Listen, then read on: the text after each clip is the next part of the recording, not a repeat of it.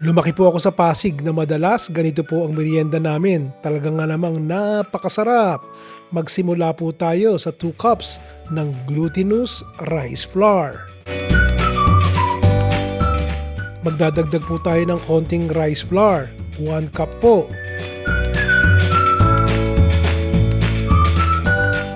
Pagkatapos po, sugar.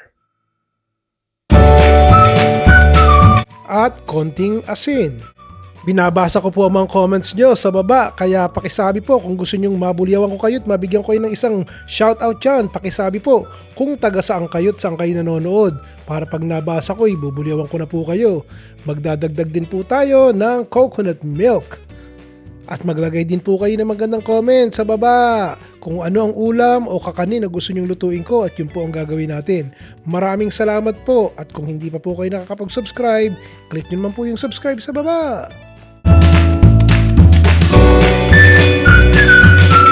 Magdadagdag din po tayo ng isang lata ng evaporated milk.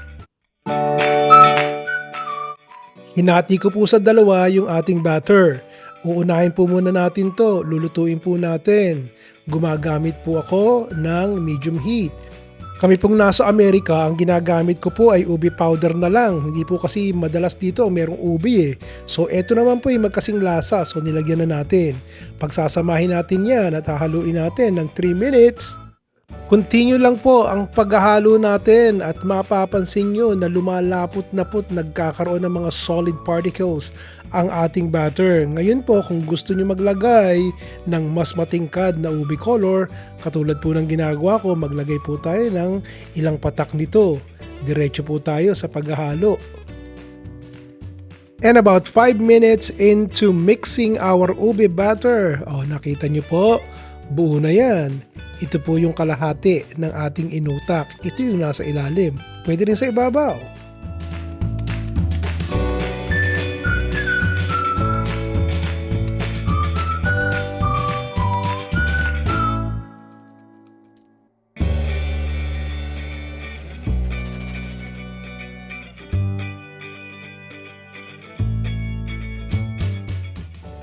Ngayon po, lutuin naman natin yung kalahati ng ating batter.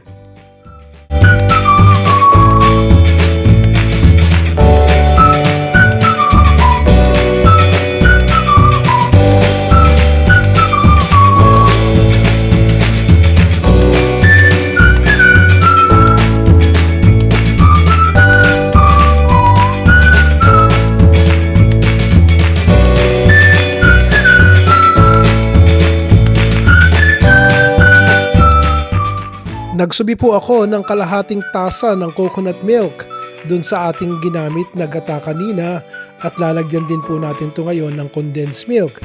Gagawa po tayo ng toppings ng ating inutak.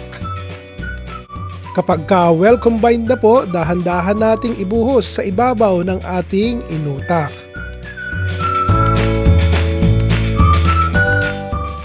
Gamit po ang oven, ibobroil natin to hanggang sa masunog-sunog yung ibabaw at maging bubbly katulad po nito. Wala po kasi kung uling so oven na lang.